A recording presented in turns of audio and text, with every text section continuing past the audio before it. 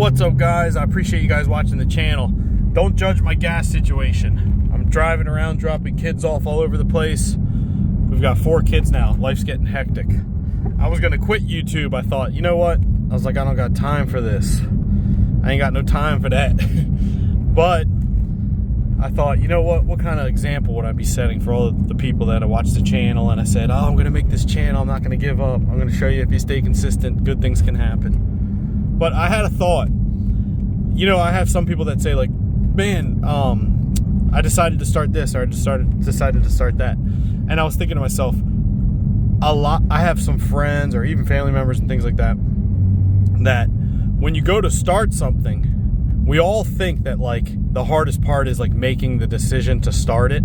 I just thought this is a good video to make because I don't think people even think about this. Like, people work up the courage to, like, start whatever the thing is that they're thinking about. But one of the things they don't realize, it's like a numbers game. The thing you start might, like, it's pretty likely it's not gonna, like, go anywhere. And I'm saying this, like, not in a bad way. I'm saying this, like, once you realize this, you're gonna have a lot more success. Stop waiting.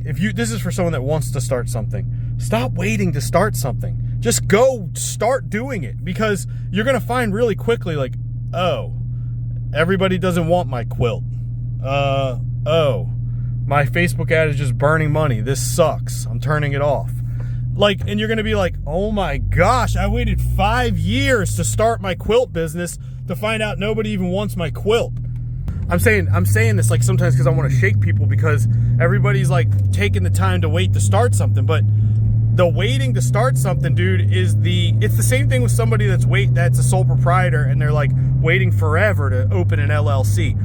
They think that when they open the LLC that they magically have a business. It's like, dude, I've realized, it took me, I'm talking about myself included, it took me years to realize that that's just like that's like a document that you just sign with your CPA in 15 minutes and nothing changes, except you got to pay the $100 and some for the business receipt every year, you know, to keep it active.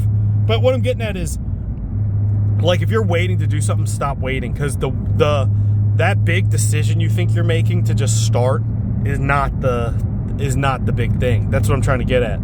You're gonna start, and then you're gonna realize, like, oh, not everybody's waiting around for me to start this thing because they all just want what I have, you know? You're gonna realize, like, holy hell. It's like saying, I'm gonna run a marathon. I've decided I'm gonna sign up and run this marathon. You know what I mean? Like, you're like, I'm doing this thing. And then it's like, then and then you start to realize, like, holy shit, I gotta run a marathon. Like, that's what this is. That's what I'm trying to explain to people. Like, you're gonna start and fail 1,000 times. It's a numbers game. The more you fail, the more you're gonna succeed. So you gotta start now if you want to start something, whether you're starting a YouTube channel or you're starting whatever it is. Like, I'm even getting stressed out and annoyed with the YouTube channel. I had the thing making $1,000 a month. Now it's back to 800. I'm like, man, what's the point of this? I could sell freaking 30 orders and make 800 in a day. But I wanted to touch on that starting thing because I think it's important. A lot of times people are just waiting around, and it's just pointless, because if it's pointless for someone that has a desire to start something. You need to just start. Whether you go and you create the Instagram account and you make the name and you look on, if you guys don't know, you can type in US trademark search, like USPTO trademark search, and you can search the name on the US trademark site and you can see if the name's taken, or you get what I'm saying? Like, just start, because once you start, what's going to happen is you're going to stack a little tiny win, and then you're going to stack the little tiny win. It's going to give you momentum, and then you're going to do something else, and you're going to keep adding to it. And it's just that aggregated marginal gains. And then before you know it, you step back and you're like, holy hell, this thing looks like something. And then it's like, you just do little by little. But, you know, it's just like with a car. It's like I'm driving right now and I have my foot on the throttle, I guess, unless you're in a Tesla. But if I let off the gas, the car is just going to slow down and I'm just going to be on the side of the road. It's the exact same thing with all these things. So it's like, if you not starting right now is just, and you have a desire to have something going, you need to start making little tiny things. Even if you're like, I'm not ready, I don't have this, but I'm not really sure of the idea, or just start it. Because if you don't start, you're never going to go anywhere. You know what I mean? You're just going to be doing the same thing over and over. Nothing's going to change if you don't change. Like, nothing's going to change if you don't make a change. But I'm saying this, but I also want to tap onto another thing that a lot of people don't think about, because it took me years to just like open my eyes to these stupid little things that can be life-changing. So I like the comment someone left. They said procrastination is or something about the life you could have had or something like that. I don't forget it, sorry, but I like the quote that he put. But what I'm saying is this: if you're like struggling and you're trying to figure out how to make extra money, have you ever thought about the fact that, I've mentioned this in a video before, but I think it's a good analogy because it's a good way for people to kind of have that click in their head, like, oh, I never thought about it like that. Think about the amount of hours you work per week and think about the amount of dollars you make per hour. Now, replace the hours that you work in a week with the profit per transaction. And I'm not going to get complicated so you're not confused, but let's just keep it simple. Replace it with the cart value, like the amount someone gives you when they check out on your website, like a sale. All right, you make $20 an hour, you work 40 hours a week, you're trying to figure out a way to make $800 a month and not deal with Debbie at the front desk at your work every morning. Well, 40 sales at $20. I'm saying that's hot. That's very broad. I'm not talking about like after expenses and things. That's why I said profit per transaction. But you could flip that. Let's say you do 20 sales, but you make $40 profit per transaction. You only need 20 sales in a week. It sounds like, oh, dude, that's daunting. I don't know how that could happen. Go forget about an online store. Go to a freaking wine festival and pay $250 to be a vendor there. You're going to get, it's like the same thing with the exercise, all this stuff. The failures, the prerequisite to the success, you have to go backwards by spending the money to get into the festival to go forward a little bit. But it's like you're going to keep going back, but then you keep showing up. You keep going back, you keep showing up, you keep going back, you keep showing up. And it's like before you know it, you're way ahead. And you might be thinking like, I don't know where to start. I don't know what to do.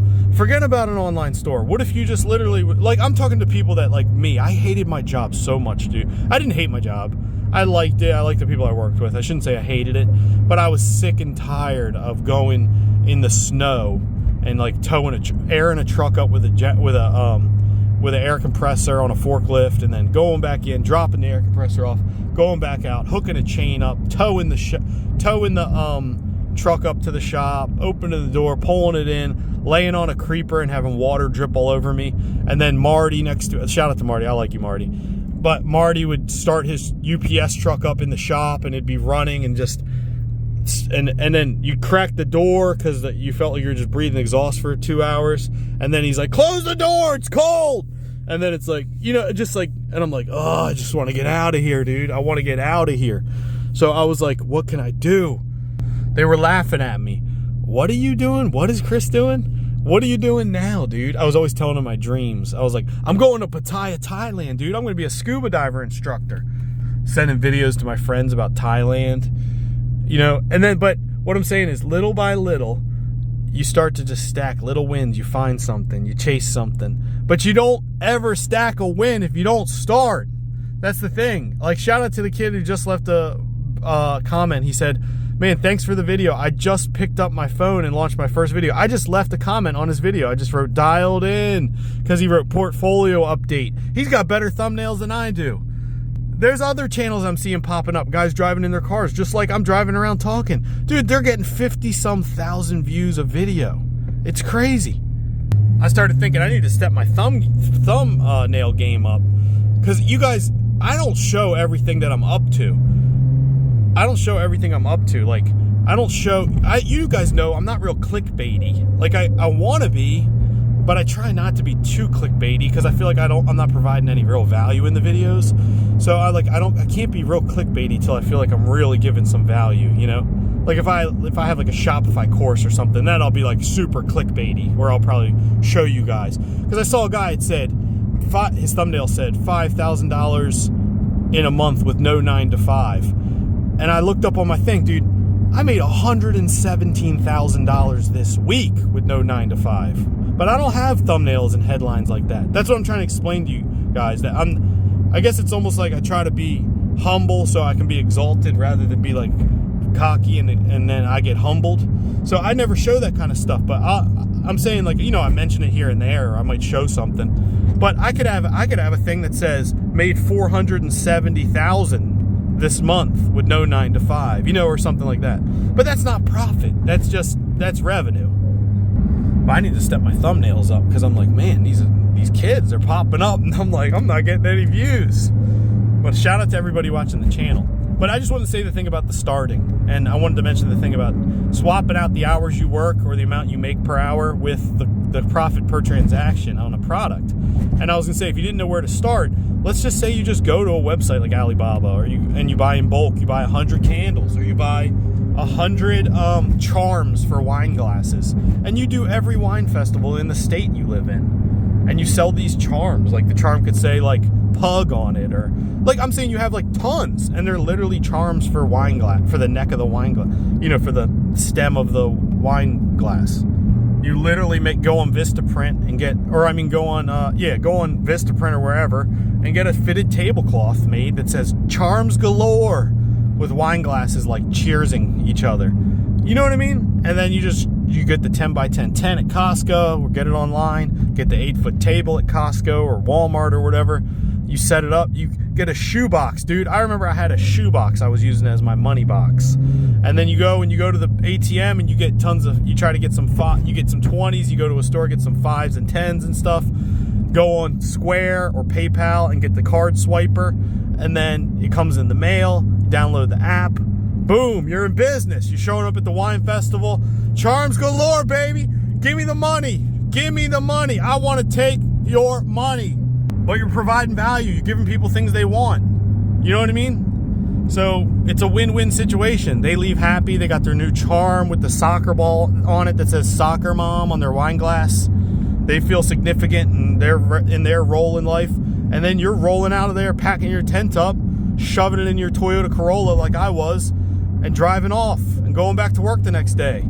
Little by little, stacking the dream.